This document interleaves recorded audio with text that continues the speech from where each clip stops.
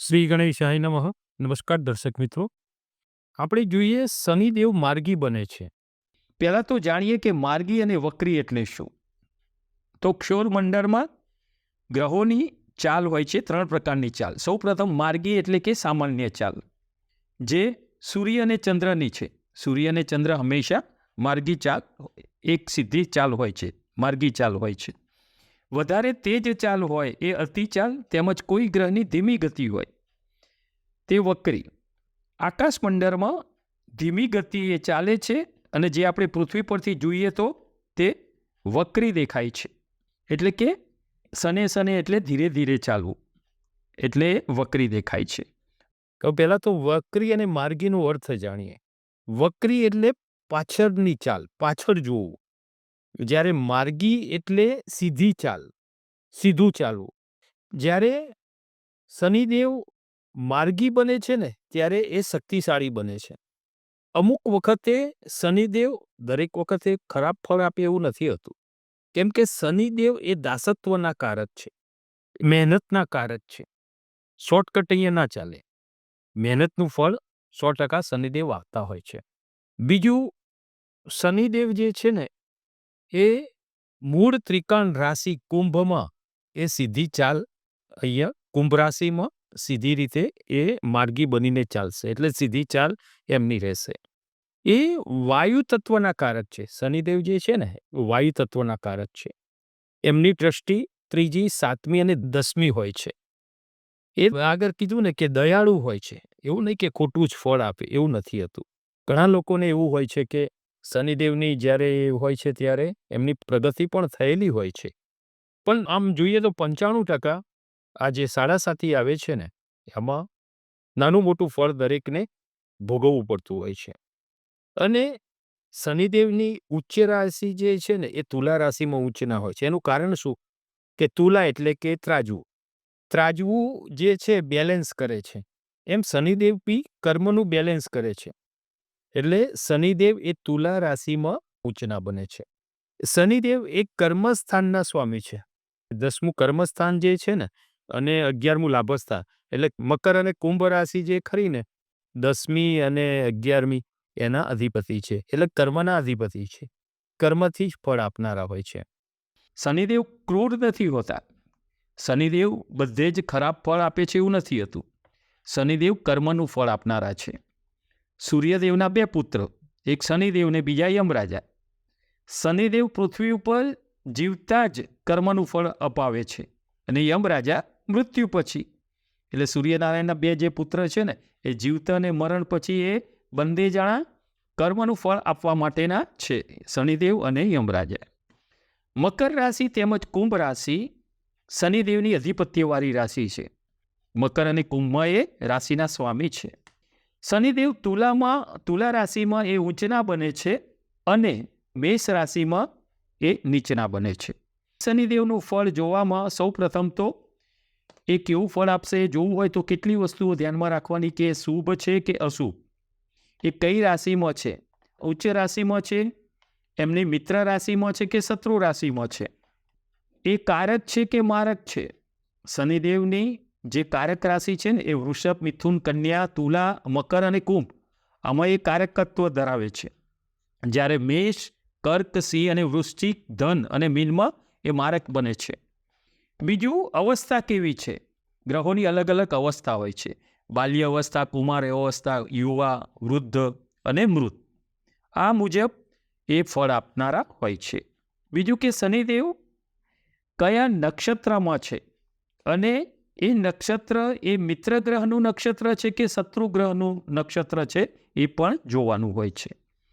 જો મિત્ર ગ્રહના નક્ષત્રમાં એમનું જો ગોચર હોય તો એ શુભ ફળ આપનારા બને છે. 29/6/2024ના દિવસે શનિદેવ વક્રી હતા. એ દિવસથી વક્રી બન્યા હતા. જે તારીખ 15 નવેમ્બર 2024 એ માર્ગી બનશે. તુલા રાશિ, અક્ષર રથ. તમારી શુક્રની અધિપત્યવાળી તુલા રાશિ માટે તારીખ 29/6/2024થી શનિદેવ વક્રી હતા અને જે તારીખ 16મી નવેમ્બર 2024થી માર્ગી બનતા તમને અહીંયા લાભદાયી બની રહેશે. તમારી રાશિ તુલા રાશિમાં શનિદેવ એ ઉચ્ચના બને છે. તમને પણ અહીંયા પંચમ ભાવમાં, તમારી રાશિથી પંચમ ભાવમાં કુંભ રાશિના સ્વામી તમને સુખ શાંતિ આપનારા બની રહેશે. અહીંયા તમને આર્થિક રીતે, નાણાકીય રીતે ધન લાભ કરાવી શકે એવા યોગ બની શકે. હવે જોઈએ શનિદેવની દ્રષ્ટિ. શનિદેવની ત્રીજી દ્રષ્ટિ તમારી રાશિથી 7મા ભાવ ઉપર રહેશે. 7મો ભાવ કલત્ર જીવનસાથીનો છે. શનિદેવની 7મી દ્રષ્ટિ તમારી રાશિથી 11મા ભાવ ઉપર બની રહેશે. 11મો જે ભાવ છે એ લાભ ભાવ છે, સારો લાભ કરાવનારો.